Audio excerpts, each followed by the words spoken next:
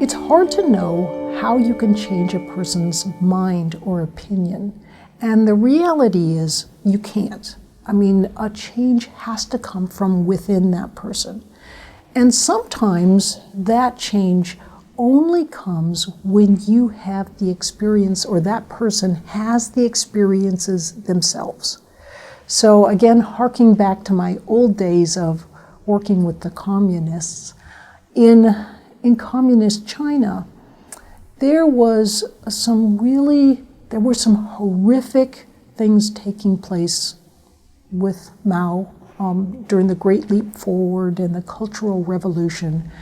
But before that time even, there were a lot of atrocities that didn't get heard because if you talked about them, they'd kill you. So more open and Western approaches to government, there was a lot of criticism of the bad things going on.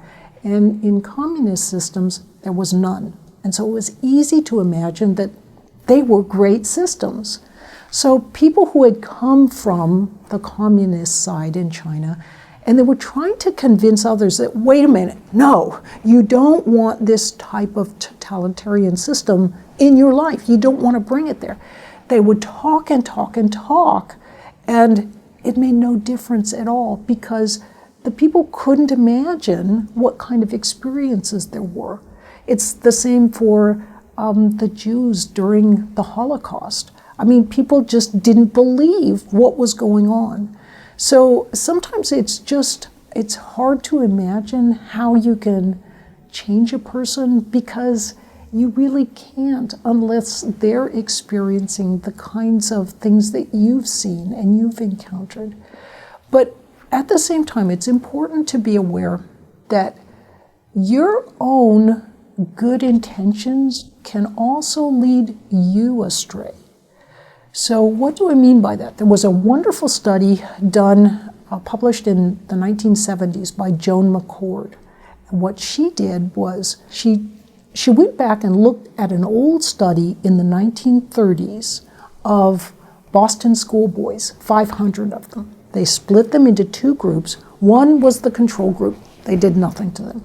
The other group was given every possible advantage. They had counseling, summer camps, they got extra tutoring, medical assistance, even assistance for the family. It was really about the best you could imagine. 30 years later, Joan McCord followed up on those two groups. One group had significantly higher rates of suicide, alcoholism, drug use. They were in jail more. They ended up in lower class jobs. I mean, it was just sort of every sort of bad thing you could imagine. They had significantly higher proportions of people who had this kind of thing happen to them. And which group was that? It was the group that got all the help. And what was interesting was that the people involved in the study were convinced that they were helping that group, but it backfired.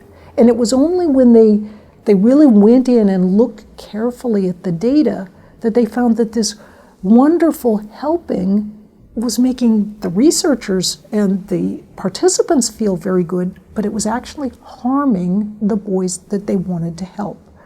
So some of my research involves pathologies of altruism, and that is sort of this road to hell is sometimes paved by good intentions.